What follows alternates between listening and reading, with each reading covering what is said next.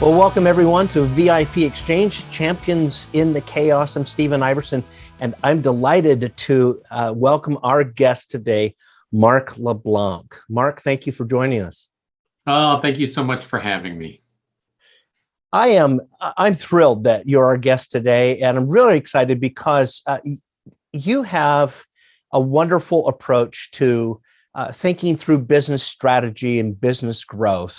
As long as I've known you, your approach is simple, but not necessarily easy, because there's a lot of discipline that comes from that. And not everybody is aware of maybe who Mark LeBlanc is and what your business is. Would you mind giving us a little background and tell us about that? Sure. Thank you for asking. Well, I've been on my own virtually my entire adult life. I had a job once for about 6 months, and I found out at a very early age that I was unemployable. In fact, at 21, I was inspired by the 2 words, "you're fired." And I made a vow at 21 that I would do whatever it would take to make it on my own. And I have. And this year, I'll celebrate my 39th year of being in business for myself, Stephen. And it hasn't been easy. I've experienced the ups and downs, the good, the bad, the great, and a little bit of the ugly along the way, but I wouldn't trade it for anything. Now, I'm one of the lucky ones. I feel incredibly blessed that at 21, I was introduced to the National Speakers Association. In fact, it was early December of 1982 when I went to my first chapter meeting.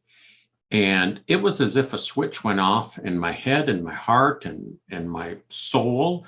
And at 21, I went home for Christmas a couple of weeks later, and I told my dad, I said, I now know what I want to do for the rest of my life. And he said, "What's that?" And I said, "I'm going to be a professional speaker."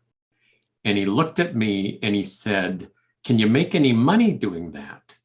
And I said, "I don't know, but I met this group called NSA and they're all rich." Now, little did I know at 21 what I know today. Right. But where could a young guy put his toe in a career and stay in it?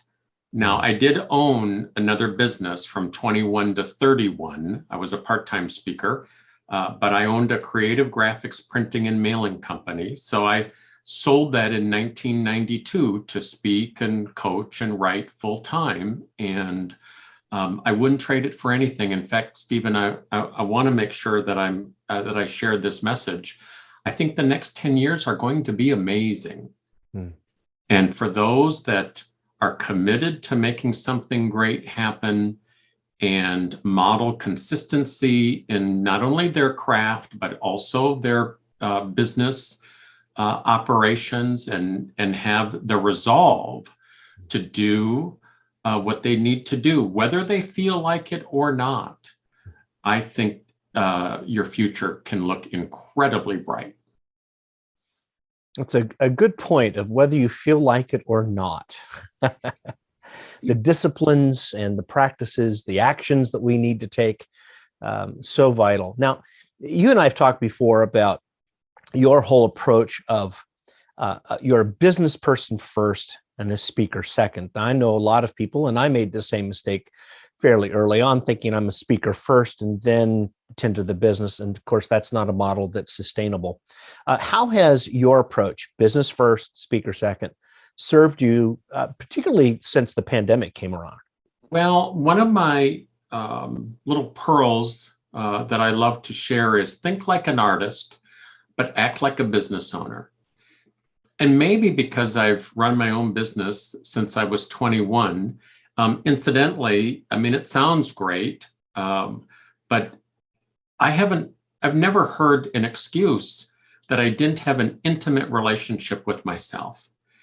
And for far too long, I was in love with my potential, but I never laid down that foundation for my potential to really emerge and for me to flourish in my career or in my business. So I learned the hard way that being a business owner first was really my path to not only doing well, but to having more impact and earning well, and that business principles were always going to trump or exceed your skills as a speaker. Mm. I know a lot of amazing speakers and coaches and consultants and authors who are awful at the business side.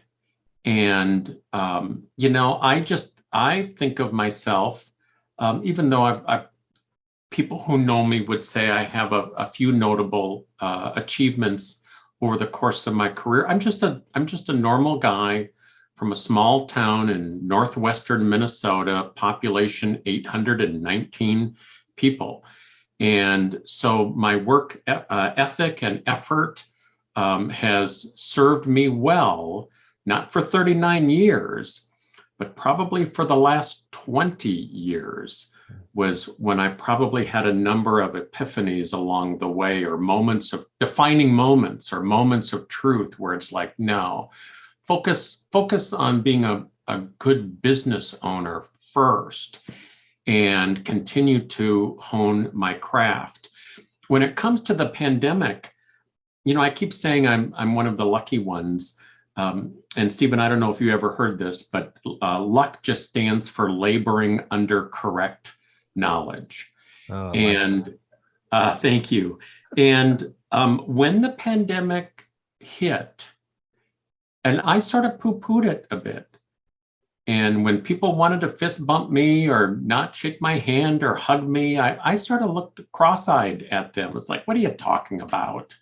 And I was on the tail end of about a 6-week trip to Southern California and New Mexico, speaking and coaching. And I was having a great trip. And I came home on March 13th of last year. And it was a rude awakening for me as I began to see and hear what was happening. And my lovely wife, Sweet Ann, was incredibly serious about what was going on. And she put in no uncertain terms that I needed to take this seriously as well. Now, Sweet Ann and I have the same goal, and that's to make her happy.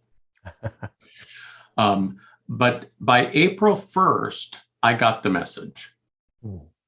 And I'll tell you, Stephen, I have thrived during the pandemic for a number of reasons, but a number of strategic decisions, the first of which I went all in. I went all in on Zoom. I went all in on video. I turned my office into a video studio. I did not spend a lot of money. It was an investment, several investments along the way, but I raised my hand. I reached out for help. My video guy said, you've got to let go of your notion of what a traditional office looks like.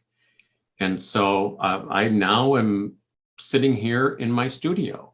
Mm-hmm. And I'm driven by a single question. In good times and in not good times, my question is always, what will meet the best of what my clients, my coaching clients, and my audience members need and want? Now, I was scared. We were venturing into the unknown, but I knew that people many would look to me like, well, what does Mark think about what's going on, or what is he doing? And they would take some cues from me. So I went all in, and the second best thing that I did, and I maintain an active book of about 50 coaching clients. And on April 1st, I sent them an email and said, for the foreseeable future, I'm going to host a weekly evening call for my active coaching clients. And it wasn't a group coaching call, but it was just a lifeline. Right. People were isolated. They were scared. Their calendars were drying up. Of course, we were seeing things melt away and cancel and postpone and delay. And I just said, just join me.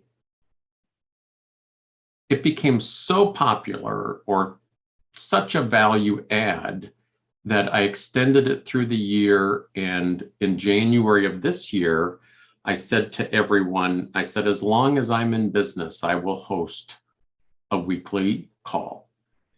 And I started doing pop-up trainings for my active clients. And my business grew during the pandemic. But I want to point something out, because we often think of growth as your revenues or your top line revenue. And I don't look at it that way, because a business owner doesn't look at it from a top line perspective. A business owner will look at it from a gross profit perspective. And we saw our gross profit go to the moon. We saw our net earned income increase dramatically. Now, I'm probably going to step on a few toes with what I'm going to say here, because a lot of speakers retreated, a lot of professionals retreated like frightened turtles. And when a professional retreats like a frightened turtle, the one thing they do is they go look for another frightened turtle. And 2 or 3 frightened turtles does not a trend make. And I hunkered down. Yeah. And I continued while other people were, we should be back to normal, by the summer or by the fall or by January. I never saw it happening. All right. I never saw it happening. And today my joke is, is why would I want to go back on the road and be less profitable? Now I will go back on the road, right? But I've reshaped my business model. I've redefined my menu of programs, products, presentations, and services. I continued to write. We just released in the last 30 days my new book, Rainmaker Confidential. And I haven't missed a beat. The other thing, though, as a speaker that I think it's important to point out is I get that conferences and conventions and opportunities to speak dried up and canceled or were delayed. But the one thing that I have done throughout my career for years was, if my calendar was light and my confidence was low, I staged my own workshops and presentations. And so I do run a speaking business. The lion's share of my presentations during the pandemic were my own. I was not waiting, because the calendar dried up. I was not waiting for the phone to ring or an email to come in to do a presentation or even a virtual presentation. Now, I did a number of them, but they came in over the transom. My own events that I staged became my proactive focus. Does that make sense? It does make sense. A lot of sense. Yeah, because everyone who is in the meeting industry was still trying to figure out, will we have the event? Will we not have the event? Will it be virtual? Will it be a hybrid? Everybody was still trying to, I use the phrase, lay track in front of a moving train, but the train wasn't moving. And so waiting as a speaker or a trainer for that call to happen wasn't going to happen, because they're trying to make so many calls just to get their life in order. Then thinking of what you modeled is that you didn't wait, you created.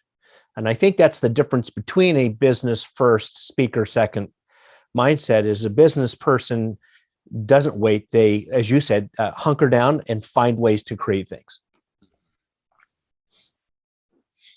Tell me about your all in. You decided to really just go all virtual. Do you see that as the future for you? You mentioned that the next 10 years are going to be pretty amazing. I'd like to know a little bit as to why you think that. But first, tell me where are you at with your all in virtual? Well, I certainly, as things open up, there are more and more in-person events being staged, and some organizations are doing more hybrid events. I was hired by a financial services client who had booked me, I think, 4 times in the previous 15 years. And they booked me to do a virtual presentation. And they had their annual conference virtual in 2020. And when it was over, I said to the leader of this organization, I said, well, how did your virtual annual meeting go? He said, we were really scared. We did not know how it was going to go. But he said, I'm going to tell you something. We had almost 200 financial advisors and their teams, and they loved it. I said, what? I said, well, he goes, we usually would spend maybe 50 grand on different expenses to stage our 2 or 3 day annual meeting. He said, we spent about 10. Yeah. And he said, we were able, one of our advisors were able to have their whole team participate in the conference from the comfort of their own home or the comfort of their own office on screen. But he said, here's what we did not anticipate. We did not anticipate the most common comment being, thank God we didn't have to sit in a meeting room for 8 hours. And he told me, we'll never go back to in-person. I said, really? And he said, we will stage some in-person, maybe regional meetings or smaller meetings here and there, but we're diving into virtual as the way of the future. And that was confirmation for something I had been feeling. And I began at that time to double and triple down on my path.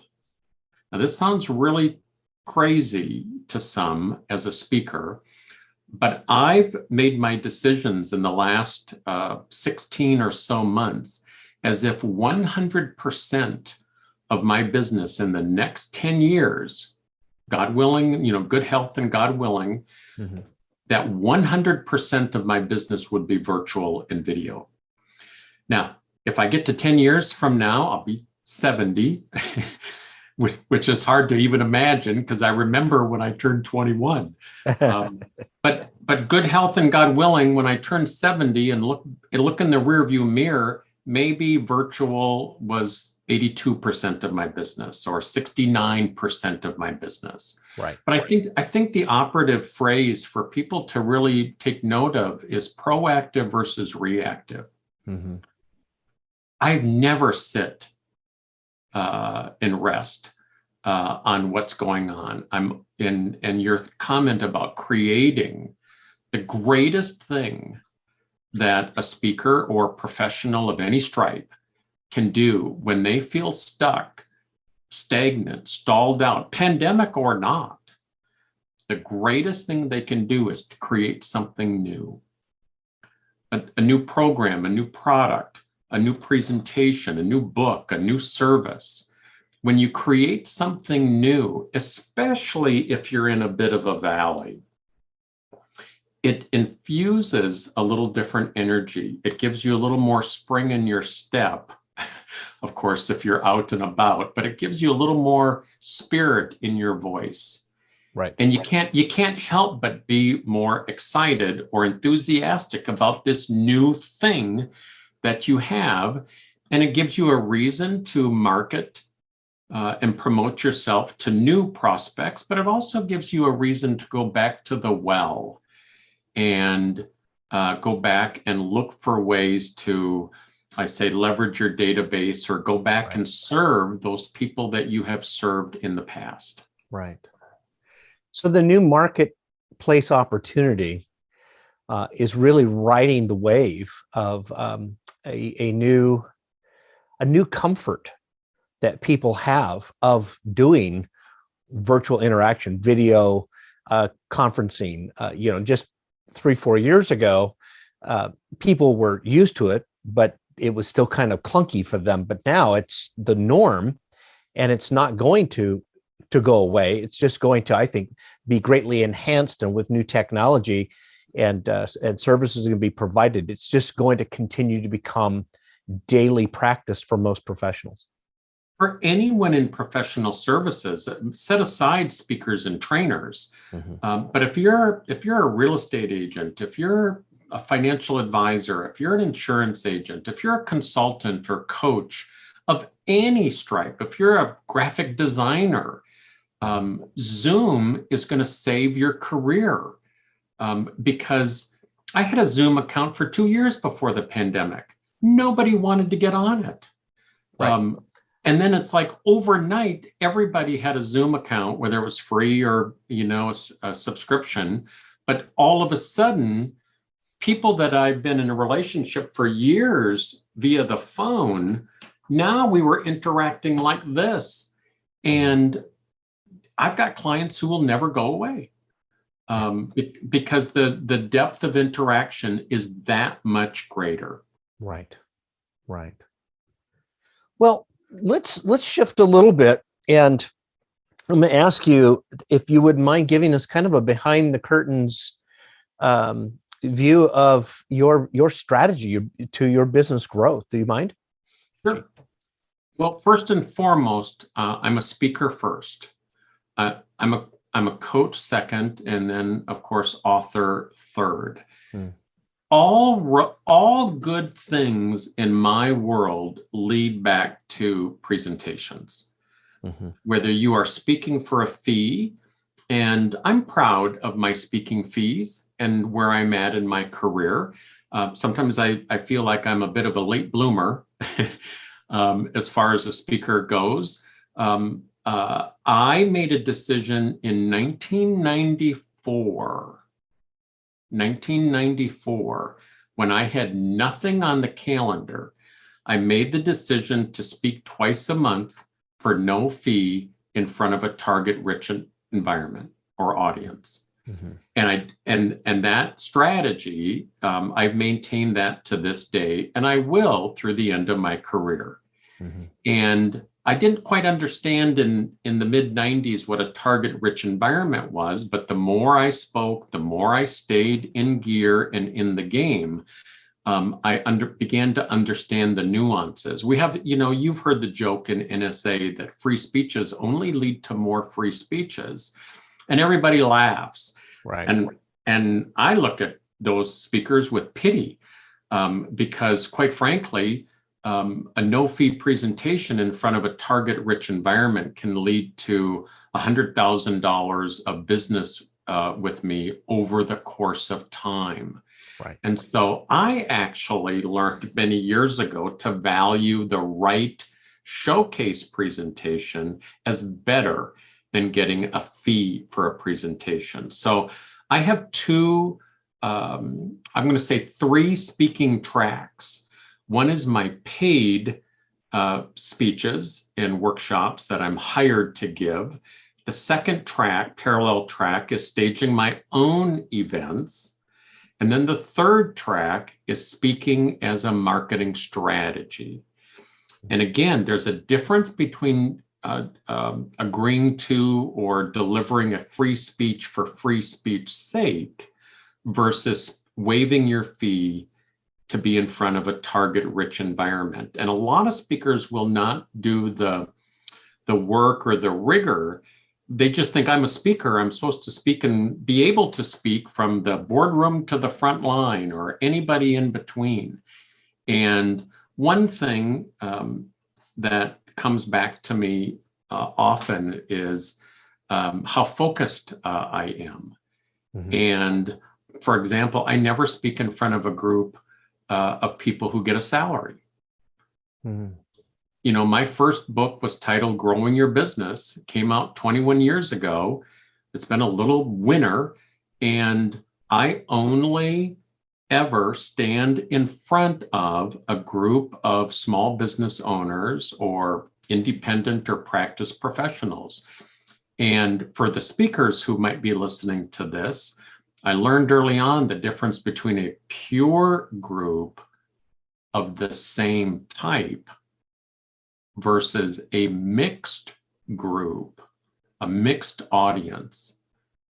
So for example, even take a Chamber of Commerce group. It's a mixed bag. Right. You know, there's all kinds of people sitting in. Yes, the focus might be business or business development, but it's just a mixed audience. Right. You put me in front of 20 consultants or 90 top producers or 800 real estate agents. I'm gonna hit a home run almost every time I step up to the plate. Right. Because that's my sliver of the world. Right. You put me in front of a mixed audience, or you put me in front of a group of managers or leaders. Some of the audience members will say, "Oh man, this is a great speaker." Some will say, "Yeah, he was all right. You know, I've heard better, but yeah, he was good." And others are going to be like, "I just don't get it. He wasn't that good." And so sometimes a mixed audience will lead to mixed reactions. Doesn't mean that across the board, everyone is thrilled with me in a pure audience, but that's always where I'm going to hedge my proactive bets in terms of my marketing efforts. Okay. That's great advice and a great lesson to learn and then apply. I know a lot of people, myself included, learn the lessons, but don't necessarily apply them, and take a little longer to finally have the lessons brought back to them, maybe 2 or 3 times, until finally it's like, okay, if I don't want that to happen again, I need to apply that. Wow. Mark, this is just so insightful. And I appreciate your enthusiasm about the future. And your example of leading the way.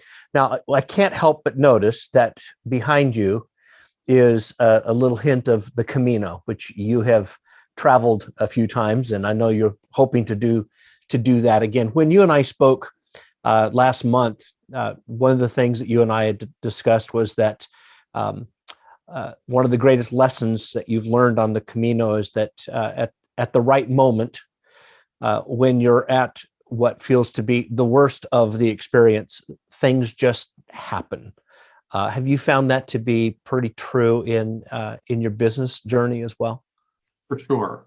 There's a great book that I encourage people to get, and the book is titled "When God Winks." And it's the book was written by a man, kind of a odd name or unique name. His name is Squire Rushnell. And my, synopsis of the book is it's about synchronicity and synergy, and again, this is my interpretation of the book. That has given me a lot of hope along the way. But it's like, just when you're ready to throw in the towel on something, it might be your career, or it might be a relationship, or you're ready to give up on something, that someone crosses your path and changes your life forever. And in my language, it's God's way of throwing you a bone. It's like, if I don't throw this guy a bone, and he needs to meet so-and-so, and I will invariably meet someone, or something will happen along the way. On the Camino, we refer to them as angels. It's like, when you get off path, an angel will find you. Now, it's usually a 4'9", 90-year-old woman who doesn't speak English, and she starts waving at you, to go the other way. But things happen along the Camino that are these little miracles along the way, or people that you meet. It's the same thing in life or in business. When Yes. your back is against the wall, and if you took some time to reflect on it, when your back wasn't against the wall or you were in a valley, chances are you met someone in that valley. I'm not saying a prospect, but you met somebody who somehow was there for you, and it just changed the course of how you thought, or it kept you in the game one more day or one more year, and pretty soon a breakthrough was had. And I've had a number of those God winks along the Yes. way. Well, you have been that angel for me Oh, along the way, even though you probably didn't know it. mm, But I can point to moments when you and I have talked, or I have just heard something that you said that was what I needed to hear along my path. And I think our conversation today has been a God wink for a number of our mm, viewers and mm. listeners. Uh, Before we kind of wrap up, I'd like to ask if people want to get a hold of you or want to learn a little bit more about Mark LeBlanc and your business, how would they go about making that connection? Well, thank you, Stephen.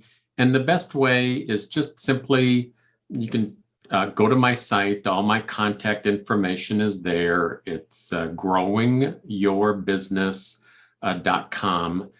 Same site, markleblanc.com. Okay, very good. Well, final words of encouragement for our viewers and listeners. What comes to your mind that you'd like them to know? Well, not my words, but the words that have forever changed my life. When I was on my very first 500-mile walk across Spain in 2008, it was day one when a woman from England said to me, or I asked her a question. I said, "Might you have any advice for me?" And this was her third time on the Camino. And here I was dying after one day. And her name was Judith. And she looked at me across the dinner table and she said, "Mark, I've learned one thing. No matter how badly your feet are bruised and blistered and bleeding, you can always take one more step." Stephen, I hung on to that pearl of wisdom for over 1 million steps in the next 30 days. And as you can imagine, I've, I've grown up in NSA. I've heard every miserable motivational quote in the history of the world. But, but nothing has ever inspired me more than the words of the great Judith. You can always take one more step. Yes, yes. Well, I'm glad our steps have crossed paths together, and I'm grateful for the time that you've shared with us today. Thank you, Mark. Thank you, Stephen.